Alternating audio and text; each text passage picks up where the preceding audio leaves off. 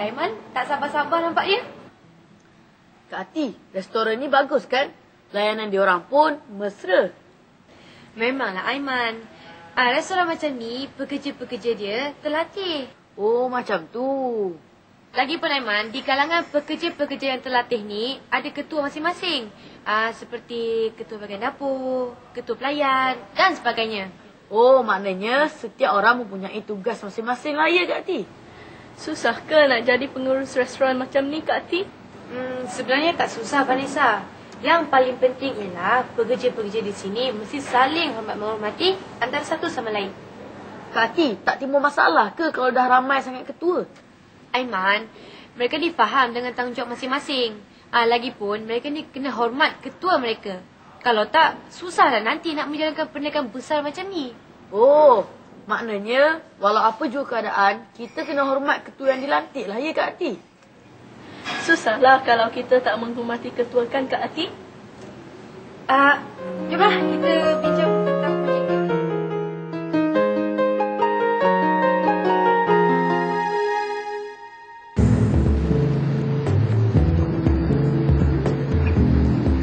Hai, Assalamualaikum dan salam sejahtera Kak Ati ucapkan kepada adik-adik.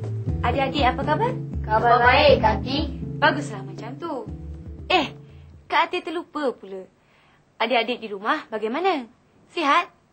Kak Ati harap adik-adik di rumah sihat sejahtera selalu dan dapat menemani Kak Ati dan rakan-rakan di studio sepanjang rancangan remaja hari ini. Kak Ati, apakah cerita menarik untuk hari ini? Yalah Kak Ati. Tak sabar rasanya. Saya nak tahu topik yang akan kita bincangkan pada hari ini.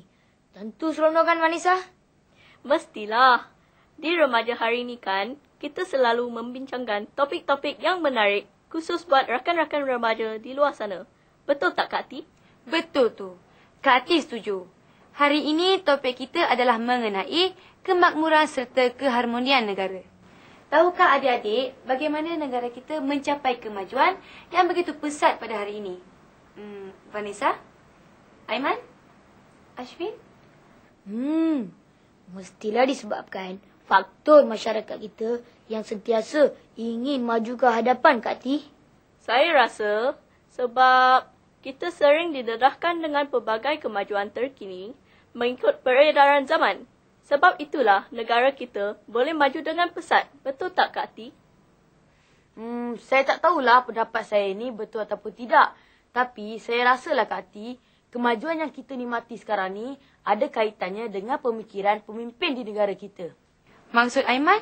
Maksud Aiman, jika pemimpin kita tidak peka kepada pembangunan kemajuan teknologi di peringkat global, manalah kita dapat nikmati kemudahan-kemudahan di negara kita sekarang ni? Ya, betul tu. Pada Kak Ati, kesemua jawapan yang adik-adik berikan itu betul. Cuma, mungkin adik-adik terlupa kepada satu perkara. Adik-adik di rumah bagaimana? Apakah yang kami terlupa tu Kak Ati? Adik-adik semua terlupa bahawa kemajuan yang kita nikmati hari ini hasil daripada sikap masyarakat di negara kita yang hidup bersatu padu. Bak kata pepatah, bersatu kita teguh, bercerai kita roboh. Saya tak fahamlah Kak Ati, apakah sebenarnya maksud pepatah tu? Mesti ada kaitan dengan cerita hari ini. Betul lah tu Aiman. Tapi sebelum Kak Ati terangkan dengan lebih lanjut lagi, mari kita saksikan kisah untuk hari ini dahulu. Saksikan. Okay, hari ini kita akan buat pemilihan ketua kelas. Kita ada 3 calon, Azwan, Nazli dan Rizwan ya. Jadi sekarang kita akan buat pengundian. Jadi yang memilih Azwan sila angkat tangan.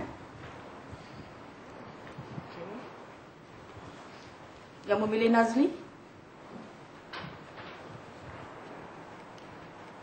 Yang mengundi Rizwan?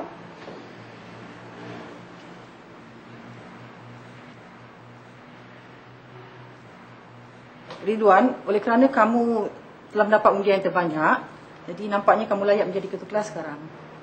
Terima kasih, Cikgu. Saya berjanji akan menjalankan tugas saya dengan baik. Bagus, Cikgu harap kamu dapat laksanakan tanggungjawab kamu itu sebaik mungkin. Tapi Cikgu, macam mana dengan kami berdua? Siapa yang akan menjadi penolong ketua kelas? Bagus soalan kamu, Tuan Azwan. Oleh kerana undian kamu berdua sama banyak, kita akan buat pengundian sekali lagi. Siapa yang mengundi Nazli? Angkat tangan. Yang mengundi Azwan pula? Okey. Baiklah, di sini nampaknya Azwan mendapat undian terbanyak. Maka itu Azwan, kamu layak jadi penolong ketua kelas. Tapi Cikgu, Azwan kan pelajar baru. Mana boleh menjadi penolong ketua kelas? Saya kan lebih layak. Pelantikan ini tak ada kena-mengena antara pelajar baru ataupun yang lama. Ini adalah keputusan sebulat suara. Tapi Cikgu, saya selalu mendapat tempat tinggi dalam kelas. Kenapa saya tidak layak menjadi penolong ketua kelas? Kamu harus faham, pelantikan ini bukan berdasarkan prestasi pelajaran kamu saja. Awak harus hormati keputusan yang dibuat oleh rakan-rakan yang lain. Faham semua? Faham. Saya minta maaf atas sikap saya tadi, Azwan. Saya tak patut buat begitu terhadap awak. Tak apalah Nazli, saya maafkan. Baguslah awak dah sedar kesilapan awak tu. Para pelajar sekalian, cikgu harap awak dapat ambil iktibar dari apa yang berlaku tadi. Antara sikap yang baik ialah kita mesti berani bertanya. Faham semua? Faham. Bagus.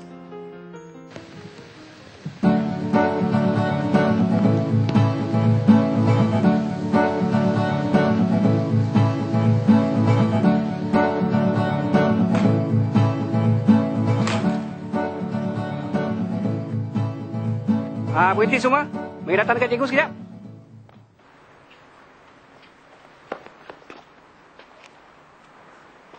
Sekarang kita nak buat pemilihan ketua pasukan.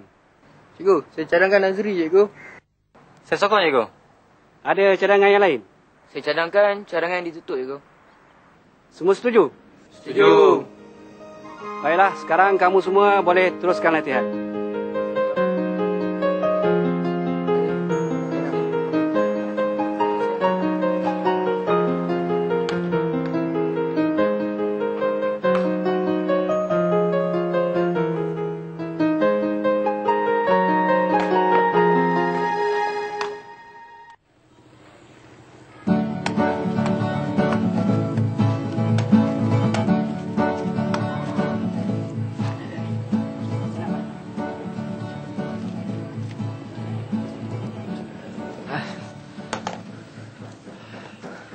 Kamu faham tak Nazri? Kenapa kita memilih ketua pasukan, ketua pengawas, ketua kelas dan sebagainya? Sebab kalau tak ada ketua, susahlah sesuatu perkara itu nak dijalankan, Cikgu. Bukan itu saja Nazri. Habis tu, Cikgu? Pelantikan ketua ni untuk mengajar kita supaya faham akan sistem negara berperlembagaan. Apa kaitannya, Cikgu? Sebuah negara berperlembagaan bukankah memerlukan seorang ketua atau pemimpin? Itu betul, Cikgu. Macam negara kita ni, ketuanya ataupun pemimpinnya adalah Perdana Menteri. Betul tu. Jadi sebagai pelajar, kamu kena praktikkan mula sekarang bagaimana cara untuk memilih pemimpin. Oh, begitu. Pemilihan ketua ataupun pemimpin ini mesti kena persetujuan ramai. Ya, Cikgu? Memang betul, Nazri. Dalam pemilihan seperti itu, suara majoriti mestilah diguna pakai. Kita tak boleh mengenepikan suara ramai. Barulah saya benar-benar faham, Cikgu. Kalau begitu, baguslah Nazri. Mari kita teruskan latihan. Sementara menunggu kawan-kawan kamu yang lain datang.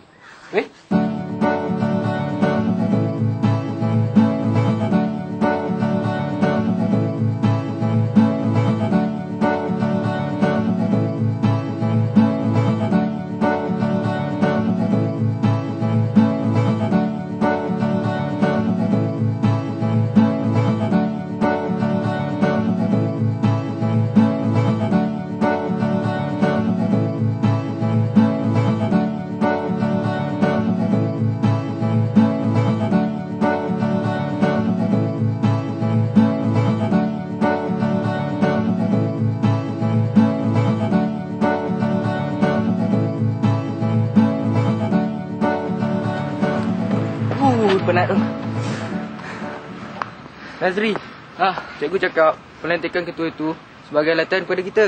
Latihan apa Azwan? Latihan supaya kita faham tentang negara berperlembagaan. Masuk kau Azwan? Yelah, kita sebagai pelajar mesti faham tentang sistem berperlembagaan, iaitu cara memilih pemimpin. Jadi kita ni dalam proses latihan lah ya? Ya, kita diajar secara tidak langsung. Seperti dalam pemilihan ketua kelas, pemilihan ketua pasukan sepak takraw dan lain-lain. Cikgu tak cakap pun masa pemilihan tu. Memanglah cikgu tak cakap. Tapi bila ada yang marah-marah, tak setuju macam kawan kita tu, cikgu kenalah fahamkan. Jadi kalau kita marah-marah, merugikan kita sendirilah ya? Rugi. Sebab kita tak dapat belajar dari perkara ini. Serta tak dapat menghayati sistem negara berperlembagaan. Barulah saya benar-benar faham sekarang. Kawan-kawan kita tu pun dah diberi kefahaman oleh cikgu tentang perkara ini. Harap-harap lepas ni tak adalah salah faham lagi. Kita kena setuju dengan suara majoriti. Jom jogging.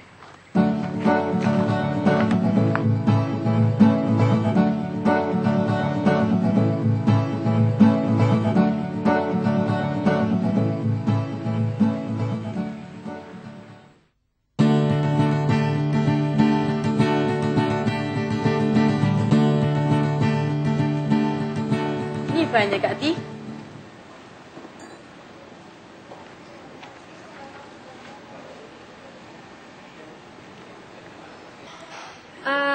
Kita kena senaraikan nama-nama untuk tenaga produksi dan juga pelakon untuk pementasan kita kali ni, Aiman. Tapi kalau ada yang tak setuju dengan pelantikan tu macam mana Kak Ti? Yalah Kak Ti. Lepas kita siapkan semua senarai ni, kita buat satu perjumpaan untuk mendapatkan persetujuan daripada mereka. Jadi, setiap kali ada projek pementasan, macam inilah prosesnya. Ya Kak Ti? Ya, Aiman. Prosesnya semua sama seperti di sekolah. Seperti proses pemilihan ketua kelas, ketua pengawas, ataupun ketua perpustakaan dan sebagainya. Oh, cuma bidang je lah yang berlainan. Prosesnya sama kan Kak Ti? Baru saya faham Kak Ti. Semua proses pelantikan sama saja kan? Kalau kamu berdua ni dah faham, baguslah. Sekarang Kak Ati nak agih-agihkan tugas. Aiman ambil ni. Vanessa pula baca skrip ni. Kak Ti punya pen. Sila tengok ya, apa nama-nama yang sesuai untuk jadikan tenaga produksi dan pelakon.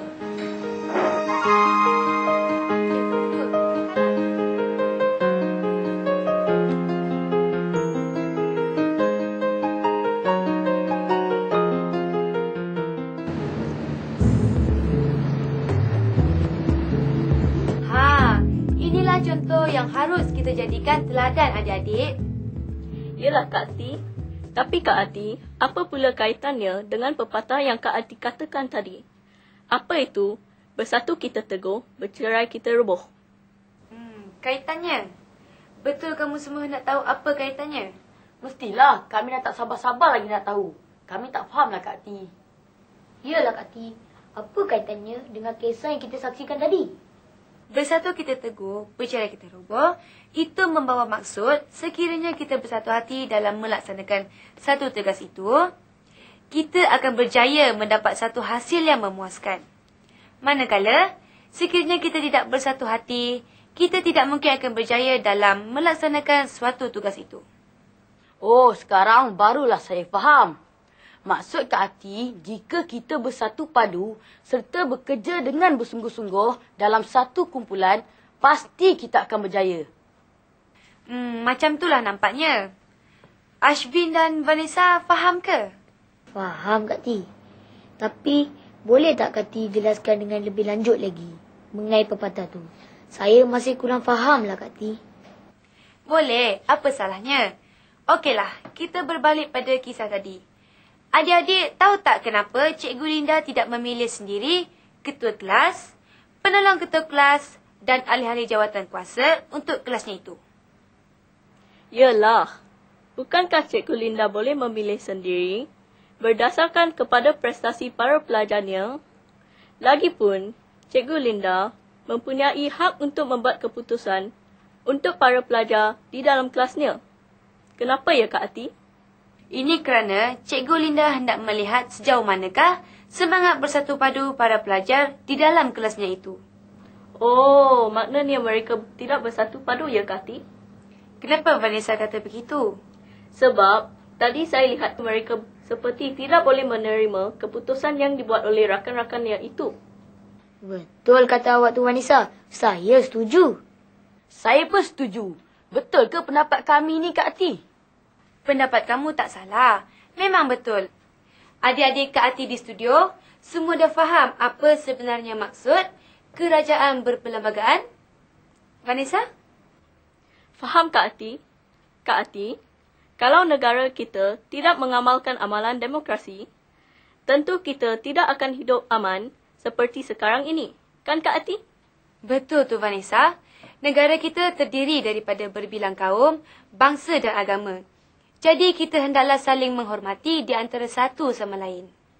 Kalau kita tidak saling menghormati di antara satu sama lain, apa yang akan terjadi Kak Ati? Alah Kak Ati, apa yang terjadi ya? Tentulah kita hidup dalam keadaan yang tidak aman seperti sekarang. Masyarakat kita tidak akan dapat memupuk semangat perpaduan dan saling hormat-menghormati antara satu sama lain. Mesti pergaduhan akan berlaku. Kan Kak Ati? Tentu sekali. Setiap individu akan pentingkan diri sendiri tanpa memikirkan orang lain. Bagaimana pula dengan ekonomi dan keselamatan negara Kak Ati? Wah, satu soalan yang bagus Ashwin. Apabila hidup dalam keadaan kucil-kacil, tentu sekali ekonomi negara kita akan jatuh sekaligus keselamatan negara pula terancam. Maksud Kak Ati? Yelah, cuba kamu semua bayangkan kalau kita hidup saling membenci antara satu sama lain. Macam mana kita hendak bersatu padu kalau ada musuh yang ingin cuba mencerobohi negara kita? Oh, ya ke? Sekarang baru saya faham. Contohnya, saya, Ashwin dan Vanessa bekerjasama dalam satu kumpulan dengan bersungguh-sungguh. Tentu kami akan berjaya. Betul tak Kak Ati? Ha, pandai pun Aiman. Vanessa, Ashwin, bagaimana? Kalau macam tu, kita hendaklah bekerjasama antara satu sama lain. Dan yang paling penting sekali, saling menghormati antara satu sama lain. Betul tu. Kalau macam tu, barulah sesuai dengan pepatah, bersatu kita teguh, bercerai kita roboh. Ha, nampaknya adik-adik Kak Ati semuanya dah faham apa yang dimaksudkan dengan pepatah bersatu kita teguh, bercerai kita roboh. Saya kagumlah dengan semangat bersatu hati yang ditunjukkan oleh mereka. Ya, betul tu. Saya pun kagum dengan mereka. Nampaknya adik-adik Kak Ati ni semuanya pandai-pandai ya. Kak Ati pun kalah kalau macam ni. Baiklah, kita sudah pun sampai ke penghujung rancangan. Kak Ati rasa cukuplah sampai di sini dulu buat kali ini. Semoga berjumpa lagi pada episod yang akan datang. Salam hormat daripada Kak Ati dan rakan-rakan di studio. Moga berjumpa lagi. Bye!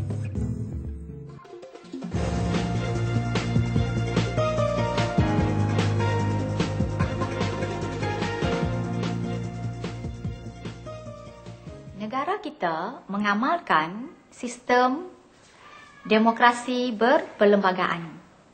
Di bawah sistem ini, warga negara Malaysia diberikan beberapa kebebasan dan hak asasi. Antaranya kebebasan bersuara, kebebasan beragama, hak untuk mengundi dan sebagainya. Walaupun diberi beberapa kebebasan, namun kebebasan ini ada batasannya. Kerana kita faham dan menerima bahawa negara kita, masyarakatnya terdiri daripada pelbagai kaum.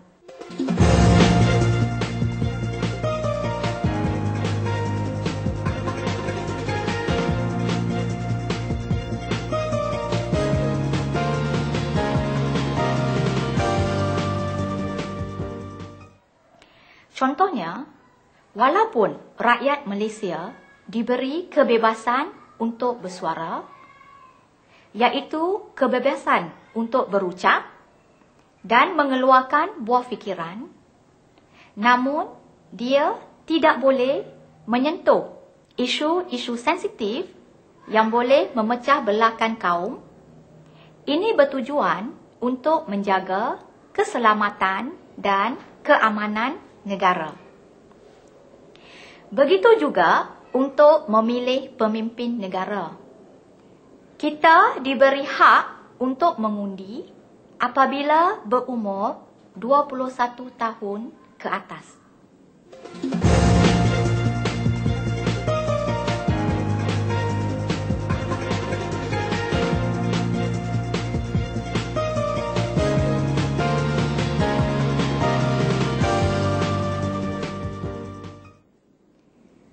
Oleh itu, kita perlu melaksanakan tugas dan tanggungjawab sebagai warga negara dalam kerajaan demokrasi. Antaranya, yang pertama, kita perlu keluar mengundi apabila mencapai umur 21 tahun untuk melaksanakan hak kita bagi memilih kerajaan yang berwibawa.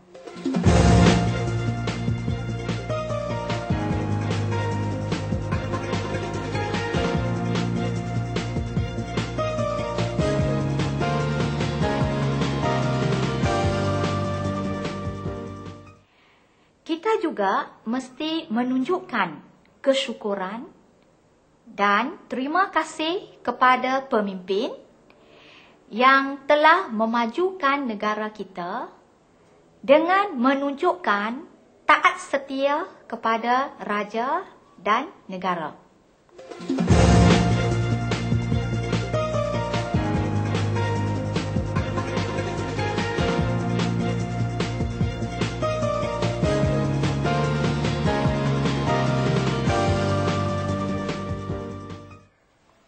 Sehubungan itu, sebagai remaja, saya berharap